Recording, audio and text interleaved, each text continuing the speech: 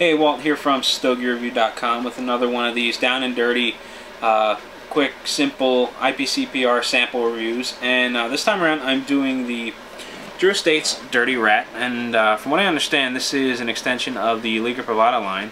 And I've heard it described as sort of the love child between the Liga Privada number 9 and the Liga Privada T52. Now, as I said in a previous video, when I did T52 Flying Pig, up until just recently, I really haven't had a whole lot of experience with Drew Estate product. I wasn't a big fan of the number 9. I was blown away by the T52 Flying Pig. I really enjoyed the T52 Robusto that I had prior. And I've been kind of in this little bit of a Drew Estates groove where I'm just really eager to try new things. And I decided to dig out my Dirty Rat sample from my IPCPR bag.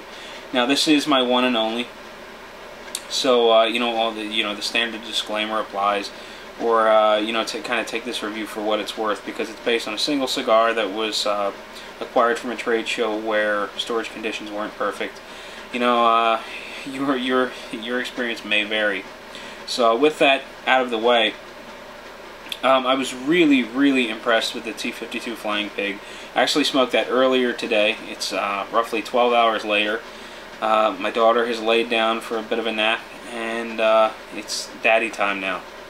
So I wanted to pick up where I left off with the T52, and decided to go with the Dirty Rat. Now, a much smaller format. This is more of a Corona size, but it has a lot of the same elements that the T52 had, where I'm getting a bit of a chocolatey flavor out of it. But the biggest difference is in the retrohale. This one seems rougher. Not rough in a bad way, but it just seems, I don't know, kind of gritty, a little, just a tiny bit harsh. It's got a bit of pepper or spiciness through the sinuses. It's got sort of a mild, almost acidic feel on the palate. But the flavors are pretty good.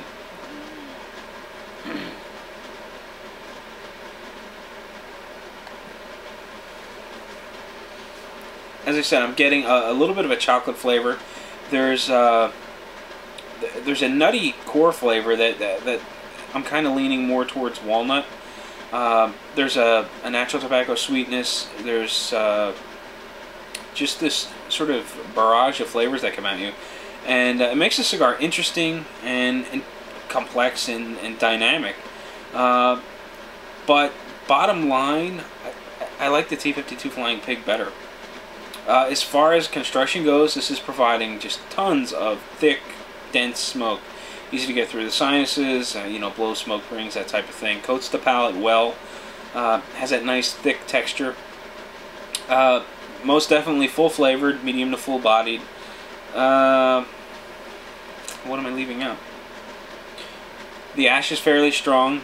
Holds on for about an inch. Gentle tap over the ashtray knocks it off. It's got a nice compacted shape to it.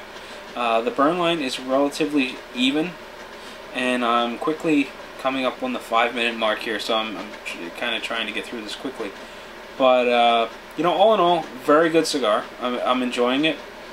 But where I think that the T52 Flying Pig is most definitely a top 10 cigar of the year, in that top 10 caliber smoke, this one is more like, probably falls in the top 25.